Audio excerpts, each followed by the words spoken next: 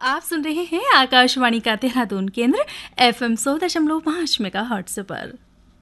श्रोताओं, प्रकृति के विरुद्ध किए गए कृत्य मानव जीवन के लिए बेहद घातक सिद्ध होते हैं, जैसे कि परमाणु विस्फोट। ऐसे कृत्य संपूर्ण मानव जीवन को लील जाते हैं। श्रोताओं, आज है International day against nuclear test.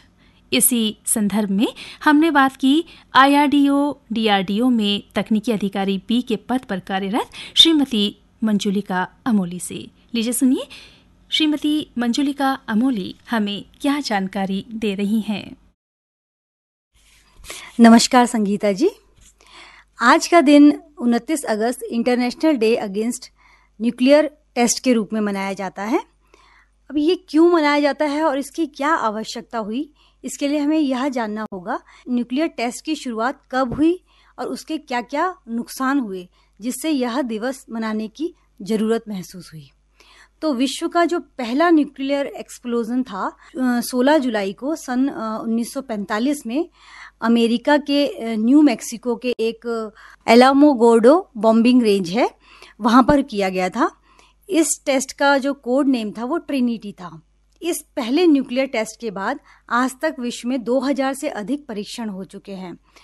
परमाणु परीक्षण के शुरुआती दिनों में मानव जीवन पर इसके विनाशकारी प्रभावों पर बहुत कम ध्यान दिया गया, जबकि इतिहास ने हमें परमाणु हथियारों के भयानक और दुखद प्रभावों को ही दिखाया है। इन दुष्परिणामों को देखते हुए 2 दिसंबर 2009 को यूनाइटेड नेशंस जनरल असेंबली के 64वें सेशन में एक मत होकर यह घोषणा की गई कि 29 अगस्त को आज के दिन International day against nuclear Test संपूर्ण विश्व में मनाया जाएगा।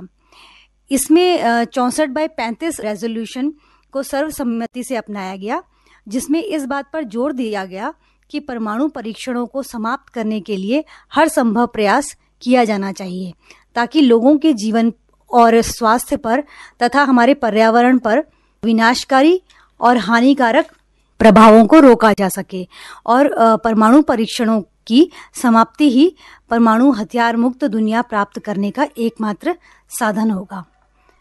अब आप देखिए कि ये एक संयोग ही है कि अगस्त माह की 6 और 9 तारीख को सन 1945 में हिरोशिमा और नागासाकी में परमाणु बम डाले गए थे, जिसमें 2 लाख से अधिक लोगों ने अपने प्राण गंवाए थे और कई सालों तक उसके दुष्प्रभाव भी आने वाली पीढ़ियों पर देखे गए थे। और 2009 में अगस्त माह में ही 29 तारीख को International day against nuclear Test मनाने के लिए चुना गया। तो अंत में तो मैं यही कहना चाहूँगी कि ये परमाणु हथियार या युद्ध किसी भी मसले को हल नहीं कर सकते। मसले तो बातों से ही हल किए जा सकते हैं। और यहाँ पर मुझे साहिल लुधियानवी जी की एक बहुत सुंदर रचना याद आ रही है, जिसे मैं आपको सुनाना चाहूँगी। खून अपना हो या पराया हो, नस्ले आदम का खून है आखिर। जंग मशरिब में हो या मगरिब में, अमने आलम का खून है आखिर। बम घरों पर गिरे के सरहदों पर रूहे तामीर जख्म खाती हैं। खेत अपने जलें के औरों के, जिस्त फाकों से तिल मिलाती है।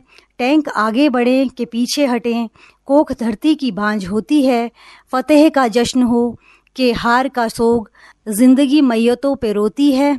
जंग तो खुद ही एक मसला है, जंग क्या मसलों का हल देगी। खून और आग आज बख्शेगी, भूख और एहतियाज कल देगी। इसलिए ए शरीफ इंसानों, जंग टलती रहे तो बेहतर है। आप और हम सभी के आंगन में शम्मा जलती रहे तो बेहतर है। Thank you.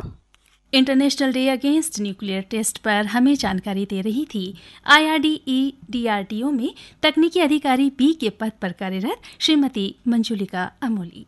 इस समय आप सुन रहे हैं आकाशवाणी का देहरादून केंद्र FM 100.5 मेगाहर्ट्ज पर।